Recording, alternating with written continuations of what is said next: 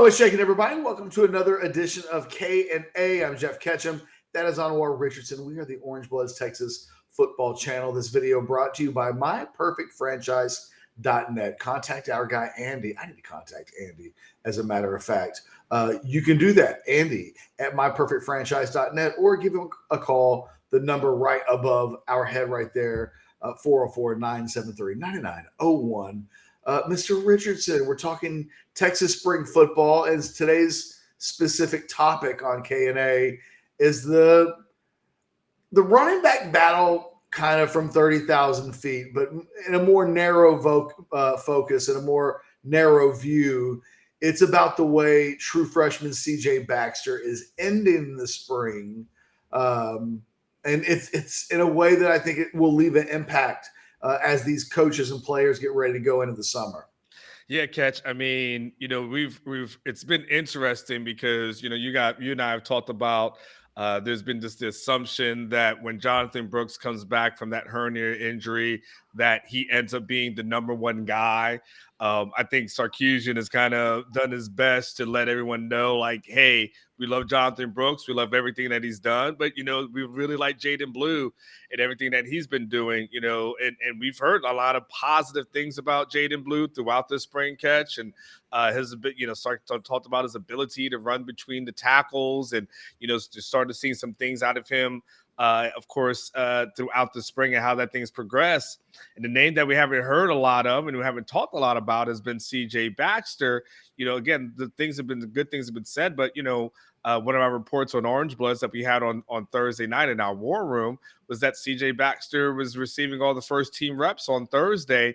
And for those in attendance, Catch, the people that I spoke to, they said, bona fide, certified, everything that you probably said about him as a high school recruit and an elite recruit is what they were seeing there. Now, the one thing that when I asked around, Catch, that no one could pinpoint was what does his blocking ability look like?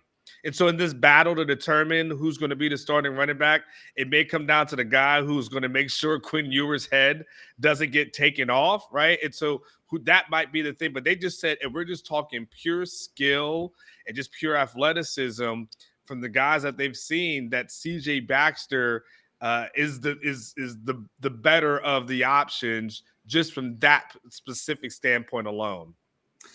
Yeah, I got to be honest. I think I've personally been on a little bit of a mental journey with Baxter because first couple of days of practice, he was a guy that people were talking about, but it was really about the Jonte Cook show. If we're talking about incoming freshmen on the offensive side of the ball who were of the five-star variety-ish. And we could quibble over where Baxter ends up being ranked in the final rankings. Rivals, I don't think, has him as a five-star.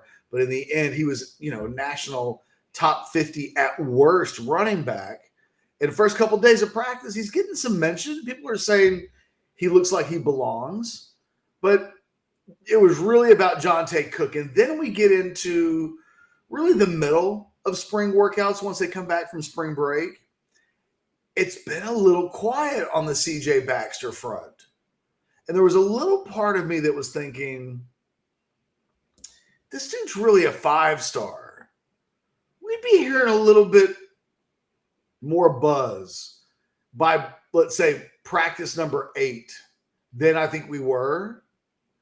And then I would say right about practice 10 or 11, the Baxter Express has started to become a little bit more of a thing. You started hearing things like, he's really good as a receiver. We've heard Texas sources say, we thought we were getting a pretty good wide receiver out of the running back position, but he's better than what we thought from that specific standpoint. And I thought, okay, now we're hearing compliments. And now we get towards the very end of the spring. And like you said, he's getting some first team run. When he's in the first team, he not only doesn't look like he doesn't belong, right? He fits, but people are saying he's standing out in addition to just looking like a guy that belongs. I think that it's very notable. The coaches will be like, Boy, one guy who doesn't want the spring to end is Baxter. Yeah. Yeah. If he had 5 more practices based on the way he's been going, I think the coaches would feel like he would really be he'd even hit another gear. And so I think that, does this mean he's the starting running back? I'm not going that far, but we've been talking this week a lot about how do you spread out 400 carries, and last year Bijan Robinson gets 257, if I'm not mistaken. That full number plus the 100 plus that Roshan had, that's a lot of touches and a lot of carries, and who gets what. The end of the spring for Baxter has me thinking that he's a guy that by the end of this year will be getting a lot of touches. And so I don't know what the number is, but it's probably more than 100. And then where it goes from there remains to be seen. But if it keeps going like it's been going, ending with this week, he's a guy that Steve Sarkisian, you won't have to twist his arm to get him on the field. Yeah, I mean, Catch, what's going to be very interesting going forward is, and I think we could probably say that the problem that we're going to talk about is rich people problems and first world problems, but he's got to decide between Jonathan Brooks, Jaden Blue, C.J. Baxter, who we're talking about. Of course, Keelan Robinson will have his role when he comes back, and another name that we've heard that seems to be closing strong has been Savion Red. Catch, and we've heard, if you talk about closing strong over the last a week or in change, like we've heard about him looking great in scrimmages. I had something on Thursday, during Thursday practice, looked great. Ran over Jalen Ford and one of the during on one particular play. I've talked to players this past week who have praised Savion Red. So when you're Sarkisian, I mean, the odd man out, which is going to be crazy in this conversation, Catch, the odd man out is going to be a really good running back. Yes. Like the odd man out it's going to suck for that person, because they'll go to look at it and say, what could I have done more? And at the end of the day, it's probably not much they could have done, because Catch, if you're choosing between Brooks, Blue, Baxter, Savion, and Keelan Robinson, I mean, to your point, we hear what Sarkisian likes to say when he wants to have that one premier guy that has all the touches. But whoever is the person that doesn't get the touch, and again, with Savion coming on so strong at the end, I mean, that's a hell of it's again, first world problems, rich man problems. But man, how do they sort that out is going to be really interesting to see. Yeah, I mean, they've got 5 running backs that they really like. And so the question, and it's felt that way this spring. It feels like when compliments have been given out, we've seen Jaden Blue get compliments, and he's been for most of the spring working with the first team. And now we're hearing a lot of Baxter, and you mentioned Savion Red. We know that they're a Keelan fan. We know they went into the bowl game seemingly making sure they painted a picture for him that that whole game plan always felt like, let's make sure Keelan knows he's a big part of what we're doing in 2023, because he hadn't really been for most of the year. And maybe they thought, I always thought, like, they think this dude's going to the portal the way they're trying to make sure they get him some touches. So I'm fascinated to see. We were already talking about what does this look like in the spring game, but I really want to see what it looks like. I think the guy that if all in a vacuum, it's like pick the best guy, and whoever has the best week of practice, maybe that's how you're rewarding playing time, because it's all so tight and bundled. But I think that the guy that does them the most good to play is C.J. Baxter, because they are recruiting a lot of other 5-star type prospects. And I mentioned this on Twitter last night, like one of the things that 5-star level prospects like to see more than anything else is guys like them playing early as true freshmen. So if you're recruiting a Micah Hudson, the 5-star receiver from Lake Belton, and it's like, we play our guys early, there's talk. And then there's actually playing young guys early. So getting Jonte Cook on the field at wide receiver will behoove you in your recruitment of other 5-star level wide receivers. We know they're going after best running back in the country. There's some debate about who that is, but Jarrett Gibson is that level of a player that he's in the discussion. In 2 classes from now, we know that they're trying to go out into California and recruit what might be the best running back in the country at De La Salle. So there's another guy. So I think that from a recruiting standpoint, playing CJ Baxter aids them in a couple of different ways, in ways that playing Jonathan Brooks per se doesn't do. Jonathan Brooks doesn't help them in their recruitment of these next level guys. They've only got one guy on the roster that really does that. So they will want to be playing Baxter, but he's got to kind of earn that. And I feel like in the last third of practices, you're really starting to hear people say, this guy's going to play a lot and he's earning it on the field and not just with this big resume. Yeah, to kind of back up what you're saying, Catch, one of the reasons, and that wasn't the main reason, but one of the reasons that Arch Manning was really enticed by Texas was because of Quinn Ewers. That he was, Arch is a 5-star, Quinn's a 5-star. Like that became, okay, you work with quarterbacks. I want to see what Quinn does, and let's talk about his development. And then, Quinn got to play right away. Okay, good. All right. Well, all right. I don't mind sitting behind a guy who's going to play right away. I mean, but Arch didn't come here thinking he's going to sit for the next 2-3 years.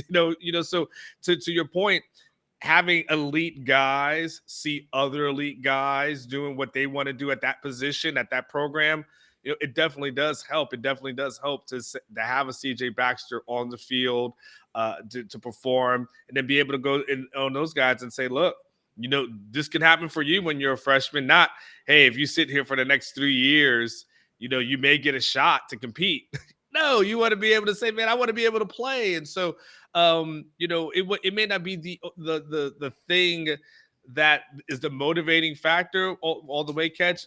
But if there's a tie, and I got to figure out, what should be some of the tiebreakers, me being able to recruit other guys like CJ Baxter, that would be my tiebreaker, and say, you know what? I've got a lot more years ahead with that guy. Let's go ahead and put him in. But, that being said, CJ Baxter is definitely earning it. And I'm, like you, I can't wait to see what he does in the spring game. Well, and I think maybe almost more than anything is every guy in that running back room, they know. Yeah. So I think it means that the competition at that position will continue to be really intense. I mean, every guy in that room, really, other than Savion Red, has had some run with the first team. And I think Keelan Robinson more so going back to the end of last season, definitely in the bowl game, the last game that we've actually seen these players play in. But Blues played some of the first team. Brooks has had a little bit of that first team run as well. As kind of the de facto number 3 running back a year ago. Didn't get a lot of playing time, but when he did, was always really good. And now Baxter, you're getting guys that have all had a taste of kind of being a primary guy running behind the first team offensive line, playing with a number 1 quarterback. Hey, look, there's Xavier Worthy. Those are my peers, first team peers. I think all these guys will realize, okay, Baxter is really good. He's really talented. When does the light switch flick on? Now it feels like it's starting to. And I think that will increase the competition level inside an already very competitive running back room.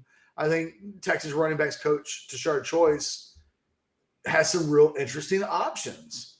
And I think every option realizes it, if he's even, he's probably leaving. So you better start raising your own game, because this is what it looks like when a 5-star level-ish running back hits campus. This is what you want. Like I said, practice 6, practice 7, I was like, God, I haven't heard a lot of people say, who looks like an absolute 5-star? CJ Baxter. It wasn't happening a lot. But yesterday when you, Anwar, had in your war room report that Baxter was playing with the first team and had looked really good, and don't look now, but this guy's kind of catching fire late. It was like, this is exactly what you want from Baxter. There's a part of me that had wondered, will we get to the end of the spring game and Baxter won't have yet had the whispers hit?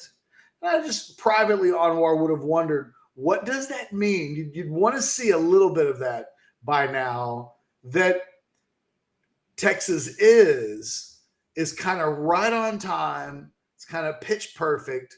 And if he comes on, it really it's a very significant development for this team. The last thing I want to throw at you, Catch, before we wrap up is, how much of what we're seeing this spring. I just want to get your thought process on this. We know that Steve Sarkisian has trepidation about the transfer portal. And we know he doesn't want to lose guys that he views as important. No coach really wants to, but we know he's verbalized like, "Hey, man, I don't know who's going to go in the portal when the thing opens." And so, how much of that do you think is him holding back C.J. Baxter just a little bit through the first portion of the spring practice, just to make sure the guys in the room feel good enough to stay around, to be here in the fall, and where he doesn't lose the depth at that moment? Like, and how much do you think is him just saying, okay, or how much of it was just saying, all right, we're just going to give Blue his run because he's earned it, he's been here, and then we'll give CJ his run towards the end? Well, I'll give Blue some credit because I think he's had a really good spring and has probably made this even more competitive than I think a lot of people thought. If CJ Baxter's he's right on time, if that's the case, then I think it'd be real easy if Blue just wasn't performing well, that this would have been the natural progression. Credit to Blue. I think the problem he's always going to have is that if CJ Baxter is that kind of guy, and running back often is one of those positions that if they are, that dog bites immediately because those guys are really talented. It's funny, the 5-star guys that don't play immediately, often you look like 2 or 3 years down the road, you're like, oh, and I'm not talking like 20 carries per game. I'm talking that guy's so good he has to be on the field. And we're starting to get to that point with Baxter. We weren't quite hearing that earlier. So I think the problem that Sark has, and I guess it's a good problem to have, who are his have to get him some touches in a game guys at that position? Baxter's going to be one. Who does he have? I think he thinks Keelan Robinson is probably one, Anwar, based on he did lead them in receiving at the running back position a year ago. So, I think he's got a little bit more juice baked in from a role perspective, probably than anybody, because he played more than Keelan Robinson. I mean, more than Jonathan Brooks did a year ago. I don't know. I mean, let me throw this back at you. Who do they have to play? Yeah. If Baxter's in his own spot, of these other 4 guys at the running back position, who do they have to play?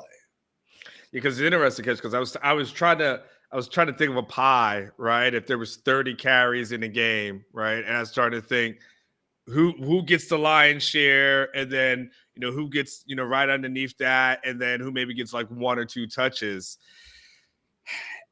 It is a fantastic question because they love Savion, right? So you feel like Savion, but is Savion and Keelan, are they somewhat interchangeable, in within their roles? Whoever their number one guy is. I mean, I feel like Keelan has to play. I feel like CJ has to play. And then I think it's up between Brooks and Blue at that point. I think Brooks is ahead of Blue. If in my mind, but I don't know. I don't know. Like, one of the things that's happened this spring is what we thought that chart might have looked like. I mean, people were getting mad at us 6 weeks ago for having the audacity to question whether or not Jonathan Brooks was going to be a 1,300-yard level running back. Yeah. And I think if you told us even going in, a couple of the guys are going to be limited with injuries to some extent, that I think we thought we probably had an idea of what the running game would look like. And it somehow what we thought we were going to see hasn't quite been that. I thought, if I'm being completely honest, I thought the Savion Red stuff for a while was just, let's talk about him because we don't want him to leave. I think Savion is about, I want to play. Yeah. And I think we saw that during the season last year at wide receiver. Like, that's a guy doesn't want to come off the field at all. And I think they're going out of their way to say, hey, you do have a role, but they are 5 running backs deep. And this has always been my deal. They're going to play Baxter. That they want to play Keelan Robinson. So then it gets into a Jonathan Brooks, Jaden Blue, Savion Red conversation about how those running game reps get allocated and what their roles might be. You hear a lot of things with Savion that maybe he's a short yardage guy. My thoughts on that has always been, if he's your short yardage guy, that's kind of an indictment on CJ Baxter. Are you really a 5-star running back if you have to come off the field on 3rd and 2? So I think those are eventually going to be carries that the starting running back in this ground game will get the benefit of it. We have not seen Sarkisian truly take Bijan off the field for situational things. They'd like to keep him on the field. And that's not to say that they've got a Bijan, but they could. I mean, CJ Baxter is, from a national recruiting standpoint, was regarded in the Bijan level of prospect. Yeah. I mean, you're 100% right. And so now it's just a matter of,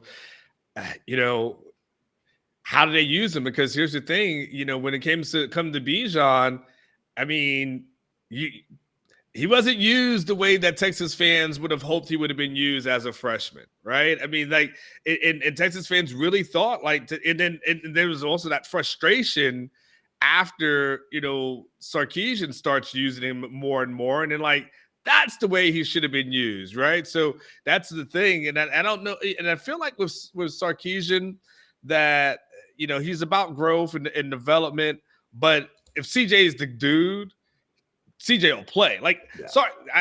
Sark put in a freshman left tackle. Sark will point out, he arrived in the summertime. He didn't arrive in January, and he was basically the starter from day one. So if CJ is that guy, Sark's going to put him in there.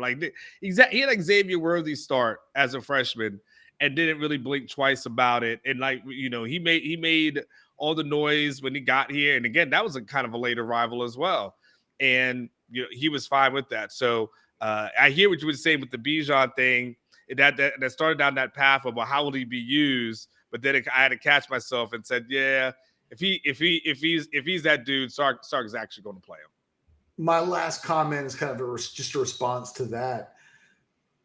I don't think Sarkisian wants to lose anybody at this position. I think he likes his 5 running backs. That becomes 6 when the rest of the freshmen show up in the summertime. So he's going to like their numbers at the running back position. It's hard not to wonder, though, what those guys are thinking behind the scenes, because if any of those guys think for a second that they're truly behind another guy on the team and that it's going to be hard to get playing time from a CJ Baxter, if you think that Baxter's starting to hit a level, how will those guys respond? I don't know. in this portal era, telling guys to stick around in the name of development for another year, sometimes it's just easier said than done. I mean, these dudes want to play. Yeah, absolutely right. Well, Catch, let's go ahead and wrap it up, dude. Yep. This video brought to you by, again, Andy over at myperfectfranchise.net. It's as simple as an email, Andy at myperfectfranchise.net, or you call the number on the screen. Guys, we are approaching spring game 2023. It's kind of exciting. We'll be talking about this all day Saturday, throughout the weekend, obviously over at orangebloods.com, wall-to-wall coverage on everything taking place on the Saturday of the final day of spring football. For myself and Anwar Richardson, do us a solid. Like this video, subscribe to the channel, do all of those things. Ring the bell, get notifications. We're on our quest of 1 million subscribers. Until then, you guys have a great time. We'll see you on Saturday. Later. Subscribe to the channel. Do it now.